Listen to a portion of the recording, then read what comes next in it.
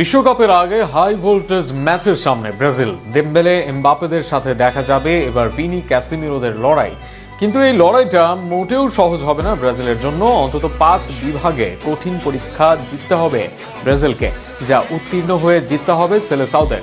কি সেই পরীক্ষা সেটা নিয়ে থাকছে প্রতিবেদন। গত 2 বিশ্বকাপের একবারের বিশ্ব চ্যাম্পিয়ন আর একবার বিশ্বকাপের রানার আপ, দলে আছে তারকার মেলা, সবখানে দুর্দান্ত। এই মুহূর্তে ব্রাজিলের কঠিন পরীক্ষার নাম হতে পারে ফ্রান্স দল। তাদের বিপক্ষে জিততে কঠিন পরীক্ষা দিতে হবে ব্রাজিলকে। অন্তত 5 জায়গায় ব্রাজিলকে দিতে হবে কঠিন পরীক্ষা, যাতে উত্তীর্ণ হতে হবে সেলেসাওদের। ব্রাজিলের প্রথম পরীক্ষার নাম কিলিয়ান এমবাপ্পে। ফ্রান্সের সবচেয়ে বড় অস্ত্র কিলিয়ান এমবাপ্পে। তার গতি, ড্রিবলিং ও গোল করার দক্ষতা যে কোনো ডিফেন্সের জন্য দুঃস্বপ্ন। ব্রাজিলের ফুলব্যাক ও সেন্টার ব্যাকদের সমন্বয় না হলে এমবাপ্পে একাই ম্যাচের মোড় ঘুরিয়ে দিতে পারেন। তাই তাকে ডাবল মার্কিংয়ে রাখতে হবে, কোনোভাবেই নজরদারি রাখা